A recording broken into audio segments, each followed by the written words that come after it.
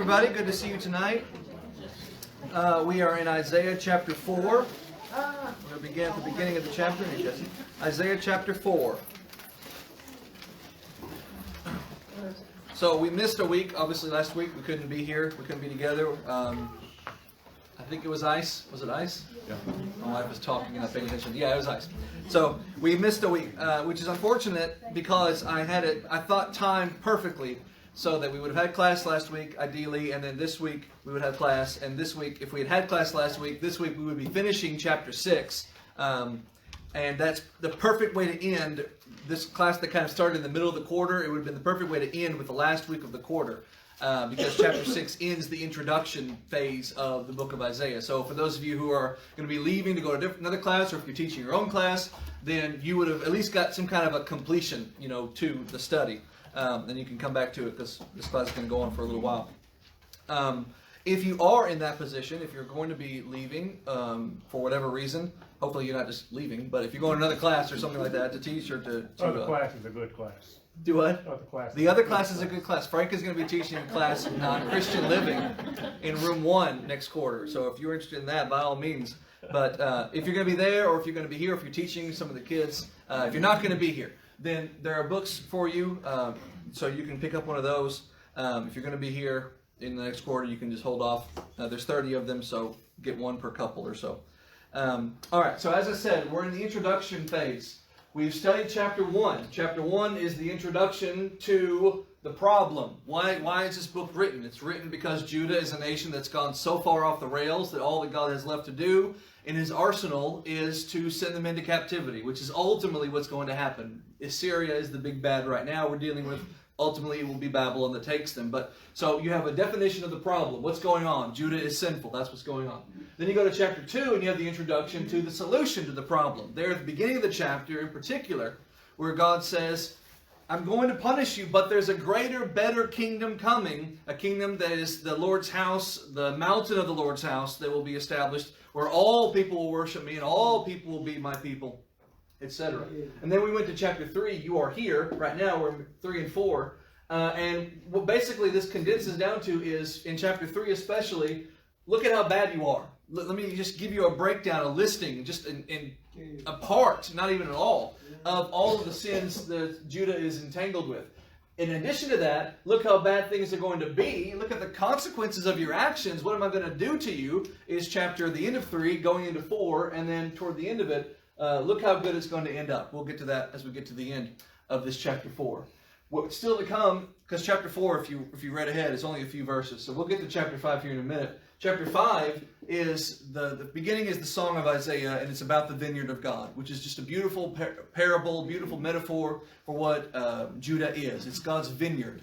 And then he uses that illustration of, I planted this vineyard and you produce wild grapes. And you get this idea of the thought process of God. I did this thing, I expected this, and you gave me something else that I didn't expect. So we'll talk about that in 5. And then next week we'll have to get to it, the end of the introduction. One of the most amazing chapters of the whole Old Testament, which is the commission of Isaiah. He is called up in a vision to the throne of God, and he stands before God, and he is given his mission to go preach. And the things he sees, what is said, the visual that he is entranced by, it's all just amazing stuff. So we'll get to that, Lord willing, next week. Right now we're in chapter 4, so we're right in the middle of the look how bad things are and look how it's going to end up phase of the introduction. Look at chapter 4, verse 1. If you remember, before I read it, if you remember a couple weeks ago when we were in chapter 3, one of the things that was talked about was, look at all these sinful men on all their sinful activities. Toward the end of the chapter, look at the sinful women and all their sinful activities. And one of the things we read about the sinful women of Judah was they like to, doll themselves all up and just go out like harlots and prostitutes and hookers and things. And they make themselves a sexual attractive sinner. And now look at the converse. Look at the result of that. Verse 1. As a result of the punishment God's going to level out against them, in that day, the day of God's wrath, 7 women will take hold of one man, saying, we will eat our own bread and wear our own clothing. Only let us be called by your name to take away our reproach. It was in that culture considered a shameful thing for a woman of age not to be married.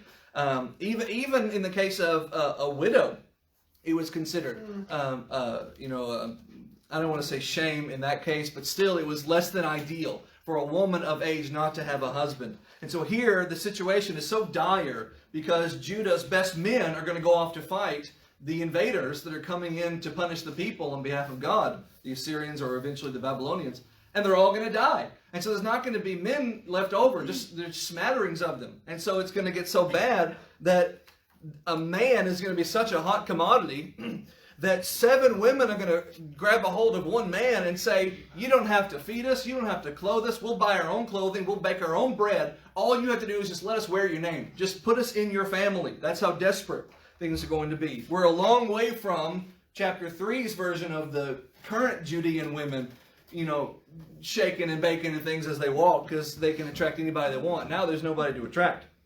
They're desperate. Verse 2. In that day shall the branch of the Lord be beautiful and glorious, and the fruit of the earth shall be excellent and comely for them that are escaped of Israel. So contrast. All right. You have the women of Judah in verse 1. Desperate and in a pitiful, sad state. To look at them is to pity. But in that same, as a consequence of it, the result of all this, what's going to come out of this, verse 2, the branch of the Lord is going to be there, and the branch of the Lord is going to be beautiful and glorious. Now, this idea of the branch of the Lord is going to come up later in Isaiah. It's going to come up in Zechariah, the prophet. A few of the prophets use and latch on to this illustration of the Messiah to come and of his kingdom and of his era as this branch, this sprouting of holiness of God. And that's kind of hinted at and kind of planted, no pun intended, here in this verse 2. In that day, not the actual moment of punishment, but in that consequences of the happening, then God's beautiful branch is going to come up. In the era of ugliness, something beautiful will rise. And the fruit of the earth will be excellent and comely for them that are escaped of Israel, the remnant that we read about in earlier chapters. You have in Judah, you have these faithful few, these few who are willing to do what is right when the whole majority are doing what is wrong and happily doing so. And this faithful few people are holding on to righteousness and holding on to virtue and holding on to morality, and they're grossly outnumbered. They're mocked, they're ridiculed, they're belittled, they're shunned, they're forgotten about. And then they're all going to go into captivity. And who's going to come out is just those faithful ones. As we're going to see as we read through the text, the people who come out of captivity are not people who turn to God. They're the people who are always with God. The people who turned away from God are going to die. Like in the wilderness when that whole generation died and a whole new generation entered the promised land. Same idea here. So look at the way it's described. This branch and the consequences in a few different words in this verse. It shall be beautiful, the King James says. Prominent is what it really means. It's an item of importance that you put on a pedestal and you display for all to see. It will be glorious, the King James says. The word means weighty, an item of great value. It's not a 100% always rule, but it's just generally the case. Things that are heavy tend to have value. Things that are light tend not to have much worth. Weighty things are valuable things, and that's what the word means. It shall be excellent, it's described as. The word means majestic. It's the cream of the crop. It's catches the eye. It's something remarkable. It shall be comely. The word means beautiful. Maybe not to the eyes of the world, but to the eyes of God looking for righteous things. Curiously, and it's a long way off, when we get to chapter 53, the way the Messiah is described is almost the opposite of this. Here comes this man who is average looking, run-of-the-mill. Nothing about him strikes you as kingly or priestly or royal or divine. He just looks like a random guy. In fact, sub-average kind of person. And yet that's the one in whom our salvation is dependent. But from the eyes of God's perspective, it's beautiful, it's comely, it's weighty, it's precious, and so forth. Verse 3. And it shall come to pass that he that is left in Zion, and he that remains in Jerusalem, shall be called holy, and every one that is written among, even everyone that is written among the living in Jerusalem. This is talking about the faithful that are left. Babylon is not really said here, but that's the ultimate action. So it's referring to those who are going to come out of Babylon. Who are they? What are they going to look like? Those that are left in Zion, not like those who remain behind, but those who come back and occupy Zion. Who's left after all this is over that's going to be in Zion? It's going to be those who are called holy, which you're certainly not calling current day Judah, that word. Everyone that is written among the living in Jerusalem, not the dead, but those who survived, those who endured, those who prospered. through this punishing time. Verse 4. When the Lord shall have washed away the filth of the daughters of Zion, and shall have purged the blood of Jerusalem from the midst thereof, by the spirit of judgment and by the spirit of burning. The reason for captivity and the reason for the death of all these people that we've been talking about, just think about as we've said multiple times, the majority of the nation is sinful and there's only a faithful few. Okay, but if you just put your mind just in terms of the numbers, God is going to punish to the point of death a lot of people. And the reason for all that is the same reasoning behind every other major catastrophic judgment activity of God. You go back to the flood. A small amount of people lived. Everybody else died. You go to Sodom and Gomorrah. Like one guy, even his wife, turned back and turned to a pillar of salt. Everybody else dies in a hailstorm of fire and brimstone. You can go on. There's a long list of them. And every example of them, when you first look at it, the first thought you think of is punishing, judgment, retribution, vengeance, and that's only half the equation. The flood punished all the sinful world, but the flood also washed away the sinful world so that Noah could start a new, better world that wasn't so convoluted with sin. The destruction of Sodom and Gomorrah punished the sinners, but it also allowed Lot an escape from that sinful environment. The judgment of Jesus Christ, we use it and we say it in that way and we think of it only in negative terms, judgment day. We say it as a horrible thing. Well, it's only judgment day for the wicked. For the rest of us, it's judgment day. You say it with a happy tone. Because for the rest of us, for those who are faithful, the few, judgment day is enter in, you're good and faithful. Enter into the joy that's prepared for you. It's a better thing. It's a happy day. So there's always two sides to the justice of God. Two sides to the judgment of God. He comes down on the one hand to the wicked, but to the other hand, he comes down with good for those who are good. God's justice is only half about vengeance. The other half is about salvation. And you see that here. What does he say here? I'm going to wash away your sin. How is he going to wash away their sin? When they go into captivity and they're murdered by the Babylonians. When they're brutalized. When they're raped and pillaged. When they're treated like second-class citizens, if that, on a good day. Through all of that, God says, when you come out, those who come out, you're going to have learned your lesson. And you're going to be a lean, mean, righteous machine. You're not going to be the same sinners that you were before. There is a positive to this. It's going to be bloodshed, but it's going to wash away all your wicked. And that's, I don't think, is a reference to Jesus in particular, though you could probably make some application. Because he says in the text, I'm going to purge your blood. At least that's what mine says. What does your Bible say? Mine says, purge the blood of Jerusalem. Is that what yours says? Cleanse the blood, purge the blood, same idea. Which implies what's dirty. If you have to cleanse the blood of Jerusalem, what's dirty? Their blood is dirty. And so your blood is dirty. Your blood is defiled by sin. So I'm going to cleanse. I'm going to drop you in the bath of Babylon. I'm going to scrub you until it hurts so you come out clean. But that implies their blood is dirty. Now, maybe that's an allusion to the coming Christ, whose blood is pure, and which will ultimately take away sin in a grand spiritual way. Or maybe it's just a metaphor. I don't know. But that's something to think about. Verse 5. The point is, you're going to go in, and it's going to be bad, but there's good to come of it. Again, look how bad things are going to be, but look how you'll end up. Verse 5. And the Lord will create upon every dwelling place of Mount Zion, and upon her assemblies, a cloud and smoke by day. My Bible says smoke, yours might say something else. And the shining of flaming fire by night, for upon all the glory shall be a defense. In other words, you're going to go into captivity. It's going to be ugly. It's going to be horrible. You're going to come out of captivity, and it's going to be like a reset button was pushed. And God, Isaiah, is taking the people's minds back to the beginning of the nation. Their beginning days when they were just this nomadic people who went where the cloud in the daytime told them to go, or followed, and at night went where the pillar of fire pointed them to, right? They were just a people wholly dependent on God. I mean, he gave them their manna. He gave them their quail. He gave them their direction. He gave them their guidance. He gave them their law. He gave them their protection. He was all they needed. And that was a good thing, too, because he was all they had. They didn't have land. They didn't have territory. They didn't have boundaries. They didn't have those things. They were just a nation and God. And God says, when you come out of captivity, it's a smoke in the daytime and it's fire at night. We're starting over. I'm going to be the one that you lean on for defense. Which, of course, right now, they're under the threat, the specter of Assyrian invasion. And they're looking every other which way for their defense, for their alliance, for their help.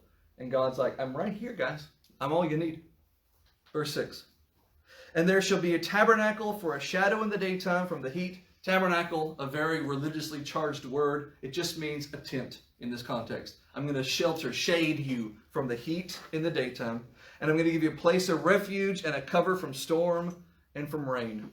God is not saying when you come out of captivity and you go back to Jerusalem and you start over, you'll never have any problems again. We've already read Daniel. We've already read the prophecies in chapters 9 through 12. We've already read all the bad things that are going to happen. God is not promising you while you're on this earth no more problems. God is saying you're going to rely on me and I will get you through the problems. I will shelter you from the problems. The rain is still falling, but I'm going to cover your head. You're not going to drown in a flood. You're not going to be scorched by the heat. I'm going to give you shade. I'm going to give you cover. I'm going to be your protector, which he could be right now. I mean, God isn't like not existing. It's just they're not listening. They don't want. They've run away from God into the blazing heat, into the scorching sun, and into the storms of life. And he's saying, fine, run. Go that way. Go east. You'll hit Babylon here in a minute. Turn left at Tel Aviv or something, and you'll hit Babylon. That's not what he says. You do, and then what? You come back to me, and you'll be protected again. Now that's the end of the chapter, which is the end of this little section here. Look how bad things are, how bad it's going to be. But in the end, I'm going to scrub you, I'm going to wash you, I'm going to purge you, and you're going to be mine again. That's the goal. That's the point of punishment, parents. The point of punishment is not to retaliate. The point of punishment is not to get back at your kids. The point of punishment is to correct, to show, and to nurture. So they'll be right. And that's what God's doing. Now we come to chapter 5, which begins with a song. And it begins from Isaiah's words. When it says, now I will sing, this is Isaiah, the prophet. It says, I will sing to my well-beloved, that's God, a song of my beloved. I will sing a song about God, about God's vineyard. And in the metaphor, that vineyard is going to be Judah, God's nation. And here's how the song, it's not a tune, it doesn't rhyme, it's not like that. Think of it like a minstrel, like a guy in the king's court, would play the what's that banjo-looking instrument thing? Lute, thank you. He'd play that and he'd sing a song, he'd make fun of the neighboring kingdom. Think something like that, okay? So I'm not going to sing it for you, but this is what it is. It's a very short little song. It's just a little ditty. And it goes like this. My beloved has a vineyard in a very fruitful hill. And I read it. It sounds like I'm about to rhyme, but there's no rhyme. Verse 2. And he fenced it and gathered out the stones thereof, and planted it with the choicest vine, and built a tower in the midst of it, and made a winepress therein. And he looked that it should bring forth grapes, and it brought forth wild grapes. Now, that's it. That's the song. You go to verse 3, and now God speaks in the first person. But the song is an introduction to this illustration that's going to carry you through for the majority of chapter 5, which is this. God, the well-beloved of Isaiah, which no one else in Judah would call him that right now, and very few would. He says he has made this vineyard. And he made it, first of all, on a very fruitful hill. He didn't plant it in a difficult place where if it doesn't prosper, he could say, well, bad environment, what can you do? No, he made sure to plant his vineyard on the best spot available. All right? So he had every expectation for something good to happen. Verse 2, to continue that thought process, he fenced it. He gathered out the stones thereof. He planted the choicest vines there. He built a tower of defense in the midst of it. He made a wine press. Before it ever produced a single drop of grape juice, he'd already made a wine press. And he looked that it should bring forth grapes. In other words, he did all of this. And he said, okay, I've done it all. Now all I need is for the grapes to start happening. All I need is for it to start growing. God is not going to make the grapes grow, because in the metaphor, that would be interjecting against their free will. Instead, I have provided the environment. I have made this perfect little spot. A land flowing with milk and honey, you might say. And I put you there. I didn't put you in the desert. I put you at the end of the desert. I put you in the green land after the desert so that you would have prosperity. And I protected you. Look what it says. I fenced it, marked the boundary so that people would know where not to go. I gathered out the stones, beautified it, created it so that it would look gorgeous. Planted the choicest, not the cheapest, but the choicest available vines to yield the choicest, best grapes, to make the best grape juice. Built a tower in the middle of it to ensure no thieves, no wild animals would come in and harm it. Made a wine press, again, before it ever produced a single drop. He had already made the plans to harvest it. Why? Because he's, as we'll say in a minute, done everything he's supposed to do. So, I mean, why wouldn't it? Why wouldn't that wine press be necessary? And so then he looks at it and he says, okay, what kind of grapes are we going to produce? Should produce good grapes. And he says it produced what? What does your Bible say? Wild grapes. Okay, I have wild. Who else is a different word? Worthless. Worthless? Someone else? Bad fruit. Bad, yeah. When you have, again, what did God do? He gave you every advantage, Judah. He gave you every reason to succeed. And you not even grasped failure from the jaws of victory. You ran from victory as far away as you could, dove out of the protective land into the ditch and said, well, this must be God's fault that I'm in this ditch. You jumped into the ditch. You shunned God as he tried to lunge for you and protect you. And you said, no, I'm going this way. And you walked right off the cliff like Wile E. Coyote. And then as you crashed, you said, well, how dare you, God? Who walked off the ditch, into the ditch? Who walked off the cliff? That's what God is saying here. He says, did you produce good grapes or bad grapes? You tell me. Is your situation right now hunky and dory, or is it miserable? You tell me. What's your condition right now? And they're going to not lie to themselves. They're going to say, well, things are not swell right now. Well, whose fault is that? And they will blame God all the way up to the time and including the captivity of Babylon. Ezekiel's most of Ezekiel's first half is about that. You stubborn, ignorant people blaming God when it's your fault. Like as they're getting a spanking, they're like, this is all your fault. And God's like, you're the one who jumped in the ditch. You know? Idiot children. Verse 3. And now, O inhabitants of Jerusalem, you men of Judah, my Bible says judge, which means you tell me. You got two options. You choose. Look at the environment. Make your decision. Judge between me and my vineyard. You tell me. Did I do everything I was supposed to do or not? Verse 4. Verse 4. What could have been done more to my vineyard? In other words, what else could I have done, God says, so that you would not have fallen into idolatry? What was I, God is asking them, what was I lacking? What did I miss? What did I forget to do? What did I not do good enough that now you're in this terrible condition that you're in? What could I have done more that I didn't do? Wherefore, when I looked that it should bring forth grapes, you tell me, did you bring forth wild grapes or did you not? Did you bring forth sour grapes? I mean, they're bringing sour grapes now. They're bringing complaints now. But did you bring bad grapes or did you bring good grapes? Because God can't bring the grapes. God can give you the environment. God can set you on the path, but it's your feet. You got to walk them. You got to choose to stay in the path or to go off-road and into the ditch. So God just says to them, this is the condition you're in. There's no denying you're in the condition. Whose fault is it? They want to blame God. Their first instinct, it's God's fault. But God just says, stop, back up. Did I or did I not give you this environment? Did you or did you not squander it? I want you to notice, this is not, like if you go back a couple of verses, hang on. Like verse 2. Look again at verse 2. At the end of the verse. He looked, the King James says, that it should bring forth wild grapes, or bring forth grapes, and it brought wild grapes. What does your Bible say at the end of verse 2? He looked for it to yield grapes, but it yielded wild grapes. He looked for it too? Is that what your Bible says? Expected it. He expected it to? All right, here's what it means when your Bible says God expected something. It doesn't mean God assumed this would happen, and then when it didn't, well, I didn't see this coming. God has never in history said, well, I didn't see this coming. God has never not known what was coming. Okay? I want to make that very clear for those watching at home or anyone here. God has never been caught by surprise, ever. Don't let anybody tell you God doesn't know that you're going to do something stupid tomorrow. Because he knows. What God does when he says, I expected this, and you didn't do it, what that means is God provided you the environment, and you, by your free will, by my free will, chose to do something stupid and not do what God expected of me. Because everything God expects of me is righteous and good.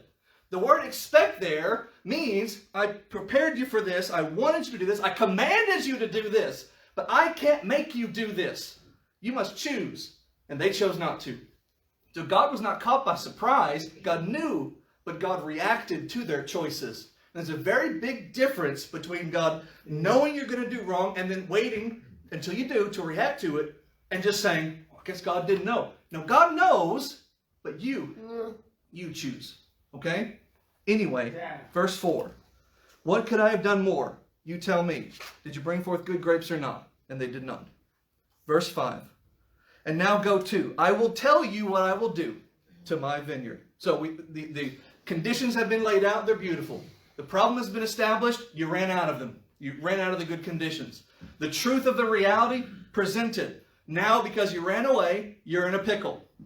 So what am I going to do with my vineyard? I did all this work making it pretty, and you ruined it. So what am I going to do? Verse 5. I'll tell you what I'm going to do. I'm going to take away the hedge. Remember, he planted that beautiful little border. So that's gone. It's going to be eaten up. I'm going to break down the wall. Remember, he put that little tower there? That's gone. It's going to be trodden down. In other words, when the invaders come in, you're not going to get to say, well, you can't cross that line. God gave us that line. Yeah, he did. And you said, we don't need you, God. So God said, I'll just take that line with me. You don't need that border. You don't need a thing that'll say, if you cross this line, God's going to punish you, because you don't need God. So good luck doing it on your own. You're going to be invaded. You're going to be trampled. Your beautiful area is going to be trodden. Verse 6. And I will lay it waste. Now, God is not going to personally come down and start stomping away. But God is going to send and allow Babylon to come in and lay it waste. And the details of which are graphic and horrible. The climax of which is the burning down of the holy temple. And God, in the beginning of Ezekiel, I just studied Ezekiel, so it's on my mind. In the beginning of Ezekiel, he has a vision of the holy presence of God leaving the temple. And if you're Ezekiel, or if you're any Jew, and you watch the presence of God on his chariot wheeling on out of there, you better get scared. Because if God's leaving his house, there's nobody there to protect it. And God left his house, and Babylon came in and burned it down. I will lay it waste. It shall not be pruned nor digged. No one's going to come in and just take it over and make it their own. No, it's a cinder. There shall come up briars and thorns. I will also command the clouds that they rain no rain upon it. Let's not forget, God is the bringer of rain. He causes the rain to fall on the just and the unjust. But sometimes he says no rain for the unjust. He causes the drought to come to the unjust too. So God says, you don't want my blessings? I won't rain any blessings on you, including rain. So no grow in your vineyard without rain. Verse 7. For the vineyard of the Lord of hosts is the house of Israel, because some of them are really thick and they wouldn't have caught that. So to make it clear, you guys are the vineyard, Isaiah says. And the men of Judah are his pleasant plant. And he looked for judgment, the King James says. He looked for justice to be done. He looked for right doings. He looked for his people to do the right thing. And behold, oppression. In other words, to go back to the earlier chapters that we talked about, when Judah really boiled down the problems, and we got into some things like sexual sins, and we'll get to some here in a little while, debauchery and frivolous living. But the ones that he really hammered home in the opening chapters was the national sins, the nation as a whole, the collective not taking care of their poor and needy. And again, that's reiterated here. You get the sense that Isaiah, as he walked the streets of Jerusalem, saw beggars be passed by, saw people in need be overlooked. And that it comes out in his inspired writing. So again, God says, I looked for you to do the right thing, and I saw you doing oppressive things. I saw you oppressing instead of helping. I looked for righteousness, and instead I hear the cries, the pleas, the shouts of help, the yelps of pain of your citizenship, your people. Verse 8. So let's talk about the rich people of Judah. Woe to them that join house to house and lay field to field, till there be no place, that they may be placed alone in the middle of the earth, the King James says. Shame on you, rich people, whose house is already big enough, but you want it even bigger still, so you kick out your neighbors so you can take their house. You kick out the person living on the land so you can have more land until there's no land for anybody, and you're just living on this huge acreage while poor and needy people are starving and dying in the corners and starving and dying in the gutters. All because you wanted to be what the King James says is in the middle of the earth. You just wanted a little house in the middle of nowhere. You wanted to be left all alone. You didn't want to be bothered. And so you didn't bother to help people in need. In this chapter, you're going to get covetousness, debauchery, unbelief, arrogance, lying, a perversion of justice. You're going to get all kinds of sins. But he starts with the one that is on his heart over and over. You're not good to the people when you could help and you don't help. Keep going, verse number 9. That poor baby. Verse 9. In mine ears, said the Lord of hosts, of a truth, many houses shall be desolate, even great and fair, without inhabitant. It's the sequel to the previous verse. You got these beautiful houses and you wanted more, so you shoved people out of their homes so you could have a bigger house. Well, fine. All your houses that you love more than me are going to be desolate. All your houses, great and fair, huge and beautiful. What's the point of them when no one's living there?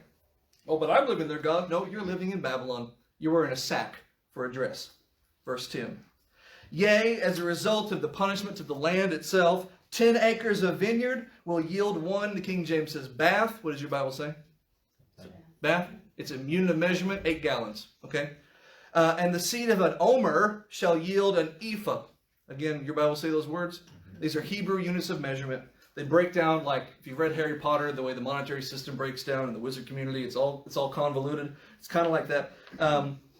Let's see. An ephah is 1/10 of a homer. A homer is 10 bushels, and a bushel is about 8 gallons. All right? Everyone got that? It's on the test, so get that down. The point is, one vine should produce 8 gallons on its own. You're going to have 10 acres of vines to get one 8-gallon bucket's worth of grape juice. In other words, this land of milk and honey, no longer productive. This fertile land, in the Fertile Crescent, it's called that for a reason, you're going to have trouble getting a loaf of bread out of a week's worth of harvesting, a year's worth of harvesting, etc. That's the idea. Verse 11. Woe to them who rise up early in the morning. All right, farmers, except no, they're not rising up to feed the cows and chickens so you can follow strong drink. You get up early so you can get a start on your drinking. And you can continue all till night, till wine inflames you. Shame on those people who don't do work, who in the context don't help people, but only fill your belly with revelry and sinfulness. Same idea. Verse 12. And you gather all your friends for your midnight party, verse 12, with your harps and your viols and your tabrets and your pipes, and your pipe as in the flute, and your wine, and you're all in your feasts, but they regard not the work of the Lord, nor consider the operation of his hands. You got to remember, back then, entertainment was basically a party, a get-together. There was no television, there were no movies, there were no concerts, they didn't have things like that. When you imagine like a sinful activity today in a big group of people, don't, because your mind can go all kinds of crazy places, because we've devised in the 2,700 years since some really far out ways to be sinful. Back then, smaller imaginations, all they could do was just have big drunken parties. And that's what they did. They would get together, they'd eat a whole lot until they were sick, which is what the word prodigal means, by the way. It means glutton. And the word glutton means prodigal. It just means someone who eats until he's in excess. Prodigal doesn't mean sinful. It means an eater of excess, because that's what sinfulness was, to just gorge yourself and just have these lavish parties where you just are feeding your own belly, filling your own self. It's a form of selfishness and sinful selfishness. So you have these big parties with your harps and violins and your tabrets, which is like a tambourine, and your flutes, and then you have the wine flowing freely and your big feast, and nobody cares about doing any good, just as a general idea, called here the work of the Lord. You don't care what God has provided. You don't care what God has expected. You only care about filling your belly, satisfying your own lusts, and just enjoying life. Eat, drink, and be merry is all you care about. Verse 13. Enough about America. Verse 13. Therefore my people are gone into captivity. And you could just stop. You could end the book right there. But don't, because we need to learn about Jesus. But that's the whole point of Isaiah's lamenting. For 39 chapters, he's going to do this. And it's all summed up in that one 8-word phrase right there. That's why you're going into captivity. Because of all that you don't do and all that you do. All your sinfulness, all your rejection of righteousness. That's why you're going into captivity. Bad grapes. Because you have no knowledge. And your honorable men are famished. And the multitude dried up with thirst. There is no Hosea. Is it 4:8? No, 4:6. Hosea 4:6. My people are destroyed for lack of knowledge. Same idea. It's not knowledge just in the sense of knowing facts. Because all these people knew God. They understood Jehovah was real. Imagine this. Like we think about sinners in our culture today, how they reject even the idea of God. Well, there's no God out there, therefore I will live my life however I want. Okay, well, if there is no God, then sure, I totally understand that.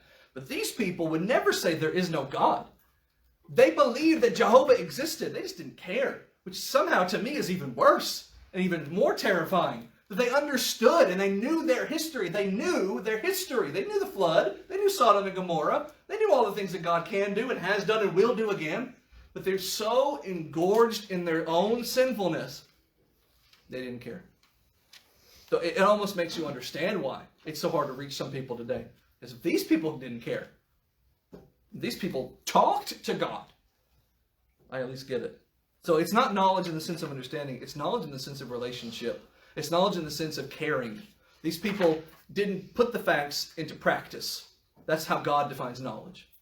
Because if you have the facts, you don't apply them, you're an idiot. You don't have knowledge. That's how the Bible calls it. Verse 14.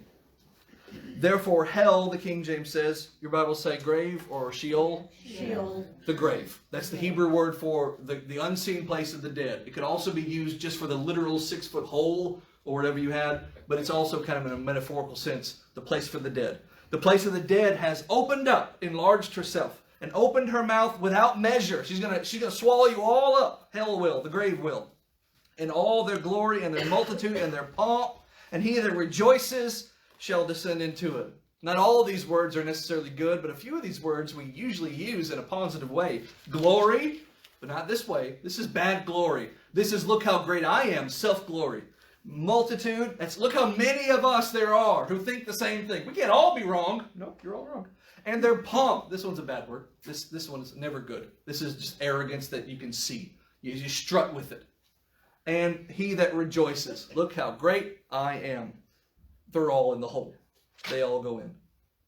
And the mean man, the King James says, the average person, not just these extraordinarily, obviously awful people, but just the guy you never even noticed, who's just quietly living a sinful life.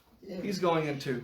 He's going to be brought down. Your mighty man, your big, powerful, strapping soldier, hero, fighter on the battlefield, your version of Goliath. No, he's going in the hole too.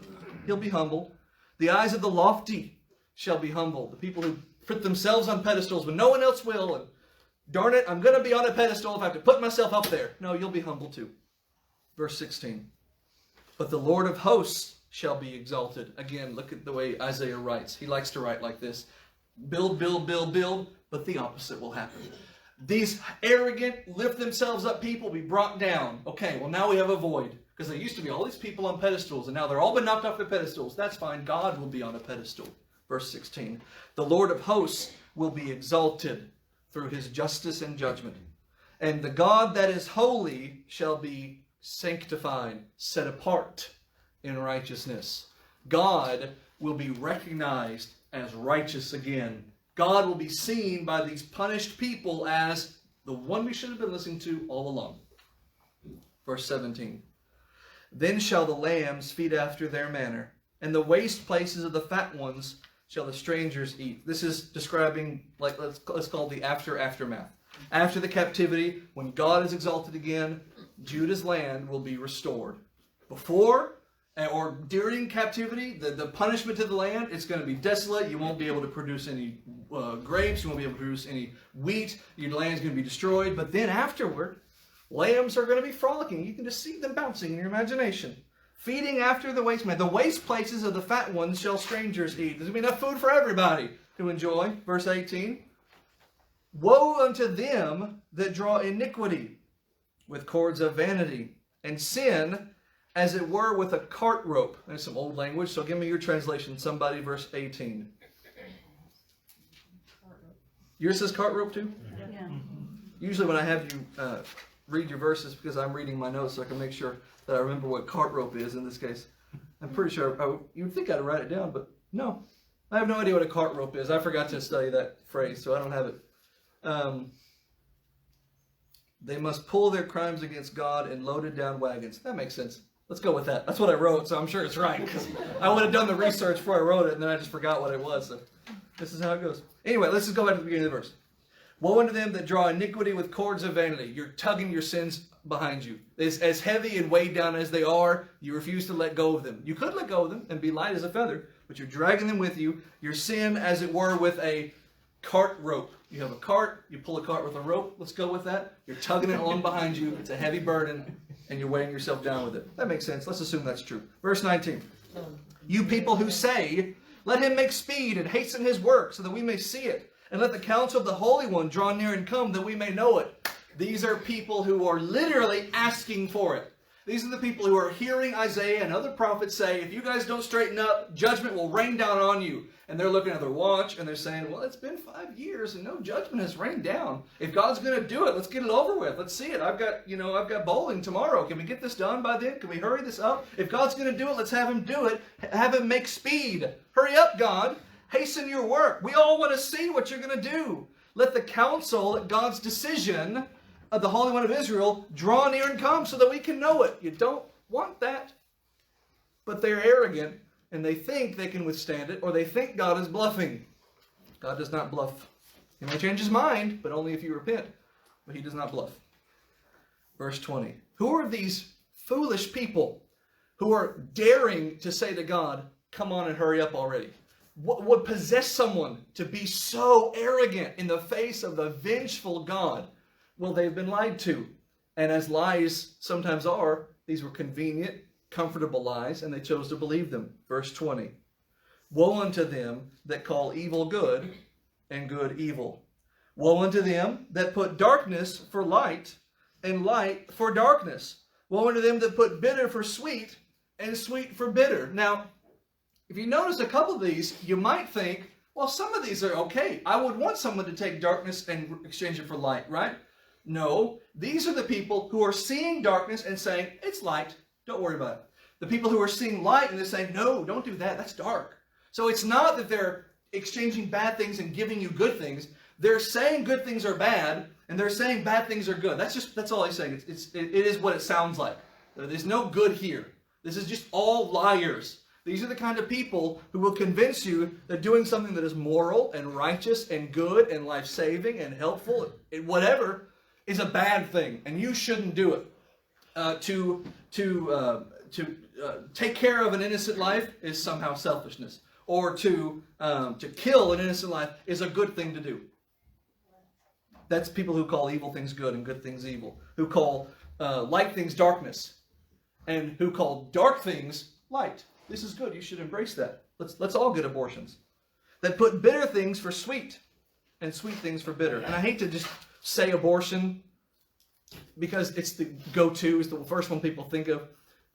But it's because so many people have died, and so it's naturally the first one you think of. It's a holocaust of the unborn. So naturally your mind would think, all these people who were saying, well, it's good, and it was healthy, and it was safe, and it was right, and I'm glad, and it was a beautiful experience. There was that girl who does the AT&T, I think it is, commercials, those stupid commercials, and she just got an abortion. She said it was a beautiful experience. I can't imagine what is so beautiful about an operation where it begins with you having a life growing inside you and it ends with that life being killed. But that's a beautiful experience. It's a good thing. We'll call it evil if I say you shouldn't do it. It's an evil thing. We'll call it good. We'll call it beautiful. You know, Matthew, yes, ma'am. It's like today, because anything that anybody wants to do, they think they have the right to do it. It's because they don't turn to God. They don't want to obey Him.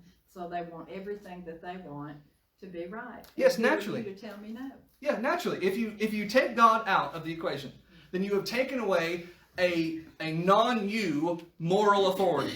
You've taken away a standard that is infallible. Like, you take that away and you may say, okay, well, I will listen to government, or I will listen to parents, or I will listen to law, whatever it is. But those are all written by people, and they're fallible, and they change. Our laws change based on what we sinful people want them to be, right?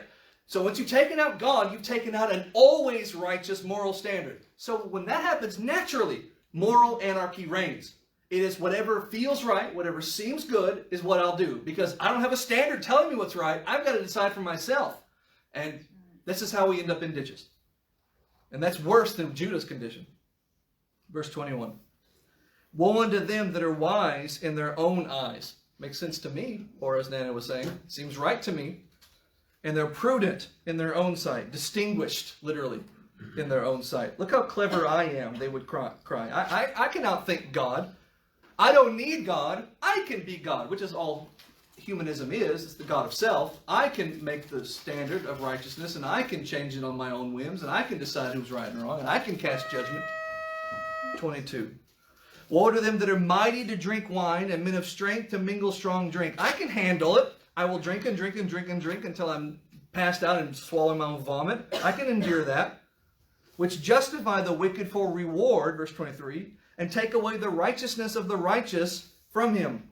First part of the verse, they take wicked things and they make it right. Not literally in their own minds. They say, here's this thing that I can show you with book, chapter, verse. I can show you by moral consequence. I can show you however you need me to show you that doing this thing is bad. And you'll hear all that and you'll say, yeah, but I think it's good. And you know, right there, it feels good, so I'm going to do it anyway. But I can give you proof that it's bad. Yeah, but it feels right. So I will take this bad thing and I will justify it. I will make it seem right. Justify the wicked because it's good for me for reward. And I will take away the righteousness of the righteous. So it's not just, as these people always say, you live your way and I'll live mine. It never happens that way. The moment you let them live their way, they will live their way and they will say, you must stop living that way.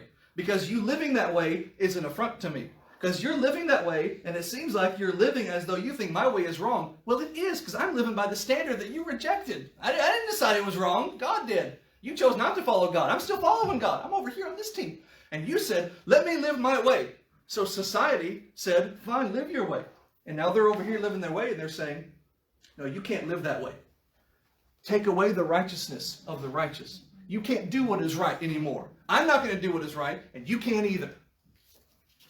God doesn't take away your free will, but these people want to. 24. Therefore, because these people are doing wickedness, and God is allowing them to, right? Because that's their choice.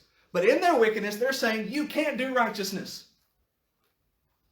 They're worse than what they think God is. 24. Therefore, as the fire devours the stubble, and the flame consumes the chaff, so the root shall be as rottenness, and their blossom shall go up as dust. I'm going to finish the verse in a second. You reap what you sow. They've reaped this evil, and they will produce vegetation that will just crumble into the wind and be nothingness. Their blossom will go up as dust, because they have cast away the law of the Lord of hosts. Does God have a law? Does God have a standard of right and wrong? This is the law of the old Moses, the law of Moses. Yes, we don't live by that law anymore. I understand. But does God have a standard of right and wrong? If he doesn't anymore, then what you're saying is God never more says, don't do. And yet your whole epistles, half your New Testament is, here are the things God said don't do, y'all. And here's the things God said do. That implies a moral standard, it implies a law. So these people go away from the law of the Lord and despise the word of the Holy One of Israel. Which that speaks for itself. 25. Therefore is the anger of the Lord kindled against his people. Very good word choice by Isaiah, because he just got through saying your wheat, your chaff, your husk, your very burnable, flammable material, and you have kindled the righteousness and the vengeance of God. The anger of God has sparked against the chaff. So it's going to ignite. And he has stretched forth his hand against them and has smitten them. And the hills did tremble, and their carcasses were torn in the midst of the streets. For all this his anger is not turned away. His hand is stretched out still. You're going to be so punished that your land is going to burn. Your people are going to be massacred. And you're going to think, surely that's it. And the God that you rejected, who you ignored, who you laughed at, who you tried to stop other people from following, after he's done all that, his hand of punishment is still extended, and he's not done punishing. And you're going to think, please stop. Well, you should have said please before, when you had the chance. And now it's too late. Now judgment has come. Babylon is here. And I don't know if there was an invading army in history, maybe the Mongols, who were as bad as Babylon. 26. And he will lift up, the King James says, an ensign, a battlefield banner. He'll lift up his standard for fighters to the nations from afar. This is God doing this. This is God planting his very tall flag in the middle of Jerusalem. And he's planting it as if to say, doors open. Everybody come take it. The land is yours. He's lifted up his sign to the nations from afar and will, I can't even do it. Yeah, can somebody actually do that and make a whistle happen? I've never seen it done. I can whistle like a tune, but I can't do the whistle. But he will do that. He will say, whoop, you know that. He will whistle to them from the end of the earth and say, behold, and they shall come swiftly and speedily. Can we finish? We have 3 verses left. That's your whistle. Yeah, but I choose to ignore it. We have 3 verses. Hang on. None shall be weary nor stumble. If you got to get your kids, go. None shall be weary nor stumble among them. None shall slumber or sleep. Neither shall the girdle of their loins be loosed, nor the latch of their shoes be broken. These are the soldiers who are coming to punish. They're top of the line. They won't even have shoelaces untied. They're coming for you. 28. Their arrows are sharp. Their bows are bent. Their horses' hooves are counted like flint. And their wheels are like a whirlwind. You're not even going to know it's going to hit you because the greatest army the world had ever seen to that point is bearing down on you. Their roaring will be like a lion, and they will roar like young, vibrant, hunting lions. They will roar, and they will snatch their prey, and they will carry it away safely to Babylon. And no one's going to stop them. Last verse. And in that day they will roar, I have a speech impediment with R's, against them like the shouting of the sea. And if one looks to the land, behold darkness and sorrow, and the light is darkened in the heavens thereof. People from afar off, when they look at Judah and they see Babylon, it's just this pall over the land. And they're going to say, I'm staying away from there. What's happening there is bad news. And you, he says, are right in the middle of it. But God will not disappear. God has not abandoned the people. He has not vacated his throne. In fact, in the next chapter of the prophet, he's going to go right up to see God on his throne and say, as a result of everything you read in the first 5 chapters, go tell the people. Go tell them, you're not going to listen to me, but you need to repent anyway. That's the message. We'll get about in chapter 6. All right. That's all I got for you guys. Thank you very much.